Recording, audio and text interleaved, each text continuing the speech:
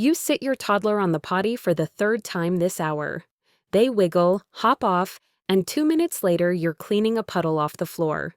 You're tired, your back hurts, and in the back of your mind you're wondering, am I doing this all wrong? Maybe I started too early.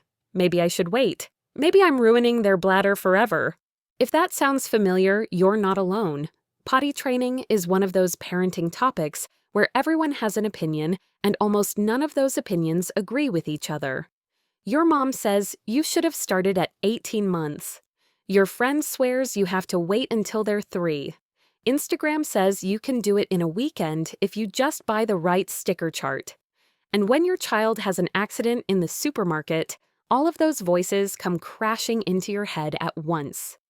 In this video, we're going to strip away the noise and talk about 5 really common potty training myths that actually make the process harder for you and your child.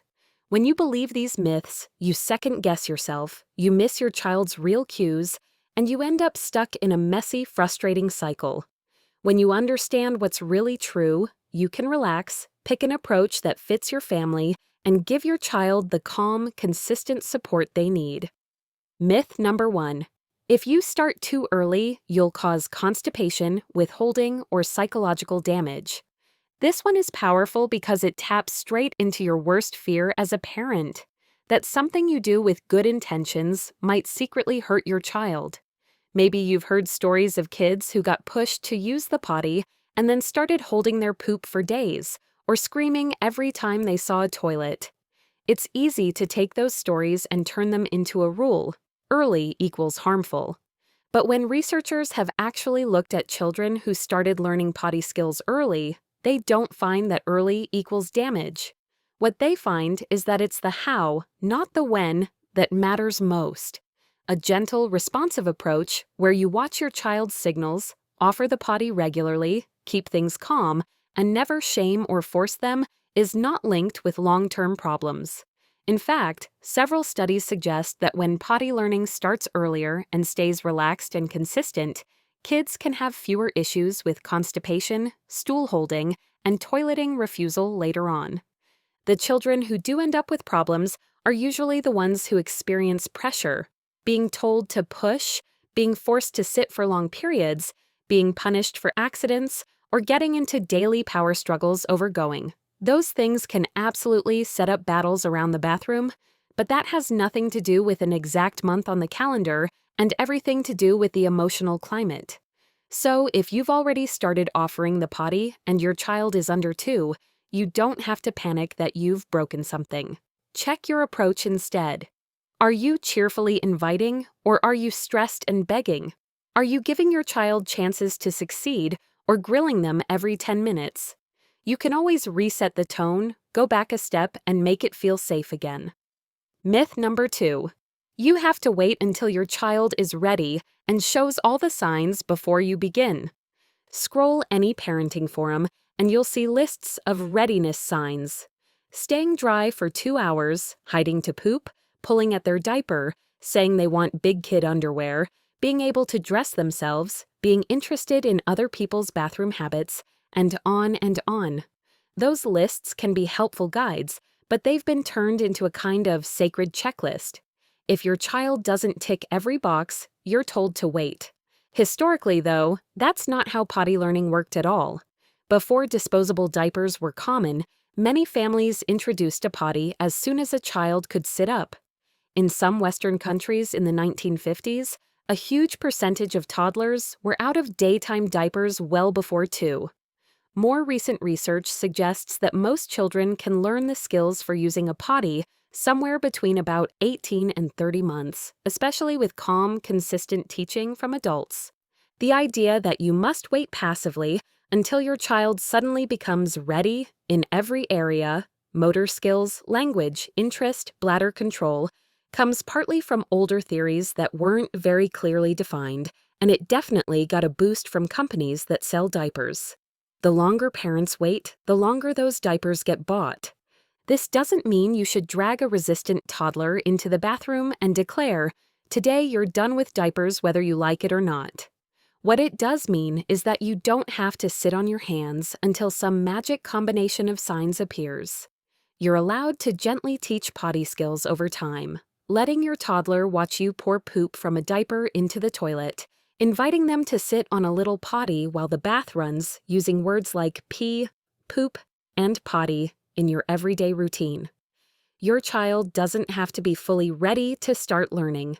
Just like walking or talking, there's a learning stage before independence. Myth number 3. Pull-ups are a helpful stepping stone and make potty training easier. Pull-ups feel like the perfect compromise. They look like underwear, they can be pulled up and down, and they give you peace of mind in public. It's completely understandable to reach for them when you dread scrubbing car seats and supermarket floors. But from your toddler's point of view, a pull-up feels almost exactly like a diaper. Modern disposables are extremely good at keeping wetness away from the skin. That's great for leak protection, but it also means your child doesn't feel the immediate natural feedback of, "I just peed, now I feel wet and uncomfortable." Research comparing children who wore training pants or underwear versus those who wore disposable pull-ups has suggested that the kids in underwear tend to achieve daytime dryness more quickly. When you're trying to teach a totally new habit, mixed messages make it harder.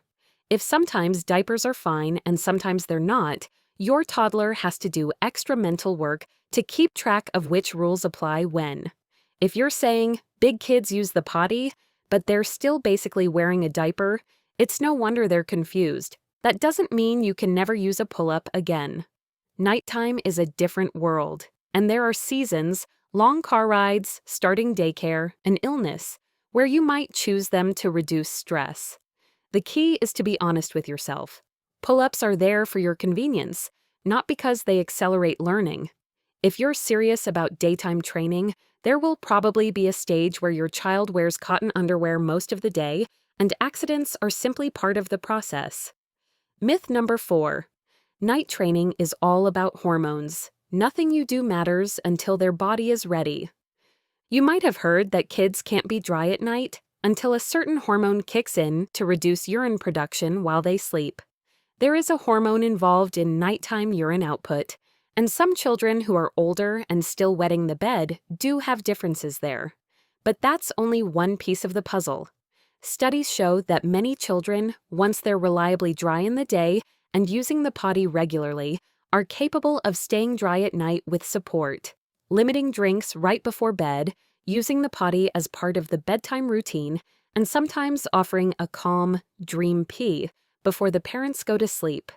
In cultures where diapers are used less or where nighttime pottying is common, plenty of children stay dry overnight much earlier than we're used to seeing in heavily diaper-using countries. Again, the important part is your approach. For some kids, staying dry at night comes very naturally the moment diapers come off in the day. For others, it's a slower, separate process. What doesn't help is the belief that absolutely nothing you do makes any difference.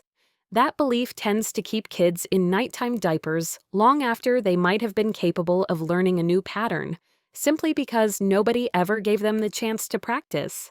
At the same time, if you've tried for a while, your child is well past preschool age, and there are still frequent night wettings, that's a conversation for your pediatrician, not a reason to punish or shame your child, and definitely not a sign that you failed at potty training. Myth number 5. If you wait until your child is older, potty training will be faster and easier. This one sounds completely logical. Older kids can talk more, understand instructions better, and have more bladder capacity. So surely, the later you start, the smoother it'll be, right? What long-term studies actually find is more complicated.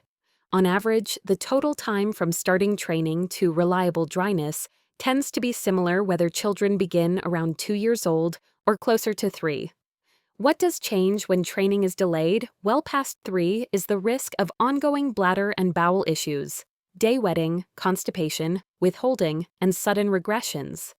Several research reviews have linked consistently late potty training with higher rates of these problems. Think about it from your child's point of view. If they've spent 3 or 4 years experiencing diapers as their normal, it's a much bigger mental leap to switch. Their habits are deeply ingrained. They might also be more aware of power and control. A 2-year-old who has a small accident often shrugs and moves on. A 3.5-year-old may feel embarrassed, angry, or determined to prove that you can't make them do anything with their body that they don't want to do. Again, this doesn't mean there's something wrong with you if your 3-year-old is still in diapers. Life happens. Maybe you've had a new baby, a move, or a health issue. Maybe every time you've tried to start, your child has melted down and you've backed off to protect your relationship. That's okay. There is no prize for the youngest toilet-trained child, and no shame in going at a pace that fits your family. What does help is understanding that waiting until they're older doesn't magically guarantee a quick, stress-free experience. For many families, a better strategy is to start gently, earlier than you might assume, and then keep things consistent instead of cycling between "we're training" and "never mind, we quit." So, what do you do with all of this? Let's pull it together into something you can actually use tomorrow morning when you wake up and your toddler's first words are milk. Not, "I can't wait to use the potty, mother." First, drop the guilt around timing.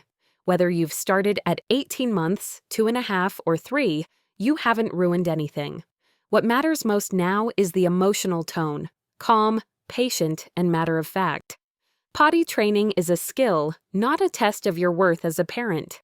Second, pick a simple, consistent plan.